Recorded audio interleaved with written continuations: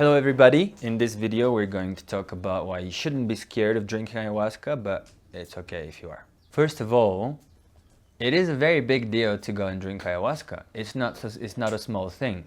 So it's quite normal to feel a certain apprehension or maybe have some doubt, and that's quite part of the process. And in fact, it is a good sign that you feel nervous and that you feel this whatever form of fear might come up, right? But it's some kind of fear. This is actually a good thing because it shows that you enter the medicine with respect and you enter the experience with the clear understanding of what you're getting yourself involved in. I used to say for a very long time that there is no bad experience. You cannot have a bad experience, because people would ask me, what if I have a bad trip? Well, first of all, this is not a trip because you're not ingesting a drug, you're taking medicine. This is a journey, it's a healing journey. It can be very challenging, it can take you, like to the deepest depths of hell, or it can take you to, like the highest heavens. But whatever the experience, it is good. As I said, I used to say there's no bad experience because recently something that came to my attention made me think, okay, you are correct. You can have a bad experience with ayahuasca.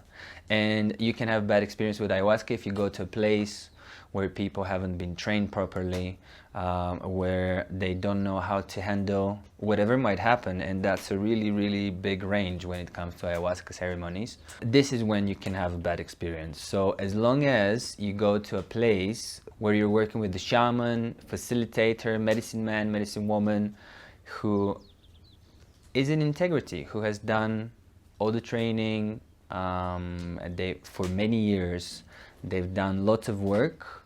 They know how to take care of people. They've taken the precautions and they've communicated to you what preparation you need to do. Well, there you cannot have a bad experience. You can have a very, very tough one, but it's not going to be a bad one. The most difficult experiences with ayahuasca can in fact be the most rewarding because they build a certain resilience.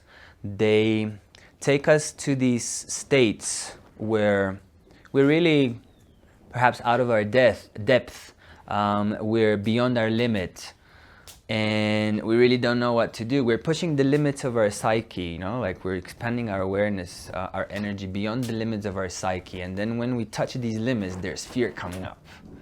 So it really puts us in a situation where we have to deal with our deepest fears, with just our most fundamental beliefs perhaps, and it just is a very, very powerful training for real life. When things don't go according to plan, when something goes horribly wrong, when a loved one passes away, when we're fired, when something really undesirable happens, what do?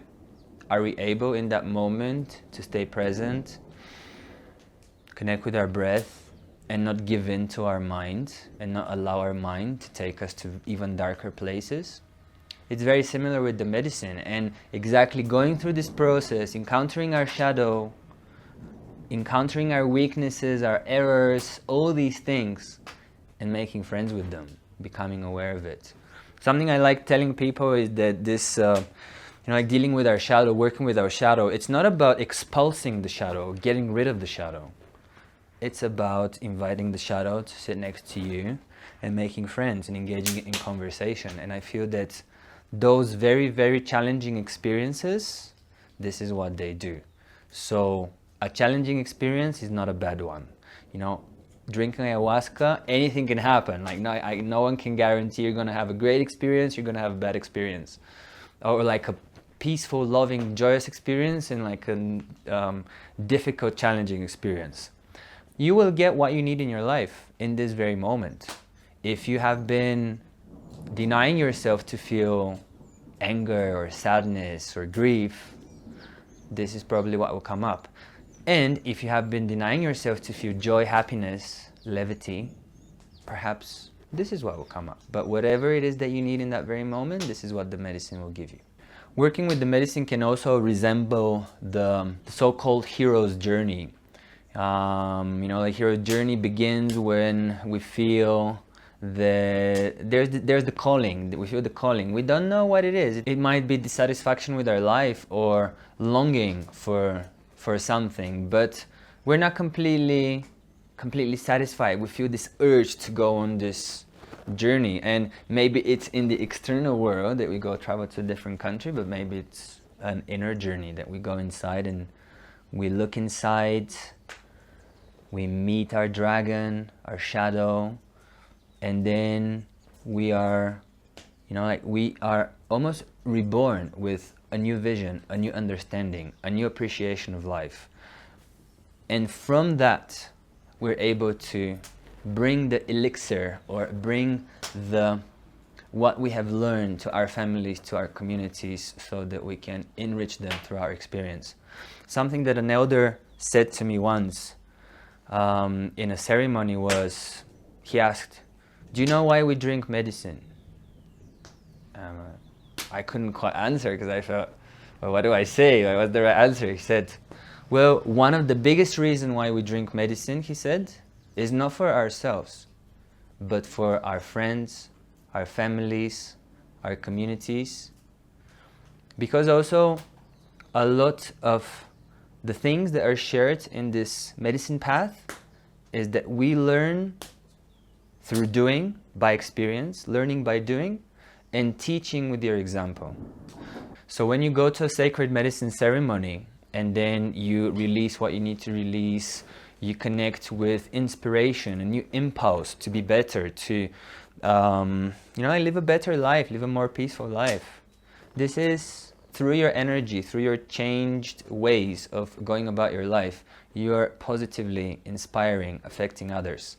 So you shouldn't be afraid of drinking ayahuasca, but what you should be afraid of is doing the same thing, not realizing your goals, not realizing your projects, living in anxiety, living in worry, living in scarcity. This is what you should really be worried about. Not drinking ayahuasca, you know, like ayahuasca is like several hours of your life where you're gonna feel very, very uncomfortable, most likely. But then this will help you, you know, like to be able to go through whatever, or a lot of things that come your way, you know, and with time, whatever might come your way. So it is normal to feel apprehensive and afraid. Me, myself, after 6 years of drinking medicine, and I've been working for the last couple of years, supporting people through this process, I'm apprehensive every single time I have the cup in my hand, and you feel the fear, you feel the resistance, and then you do it anyway. Because I know that this is something that will help me reconnect with my center, with my heart, with my intuition. It'll strengthen me and it will help me advance in life. This is why you shouldn't be afraid of drinking ayahuasca, but it's okay if you feel a slight apprehension or resistance. In the next video, I'll share with you my top 5 navigation tips during an ayahuasca ceremony. Thank you for watching this video. We'd love to hear from you, your comments. If you have any questions, please let us know in the section below. And if you've enjoyed this video, it would be great if you like and subscribe.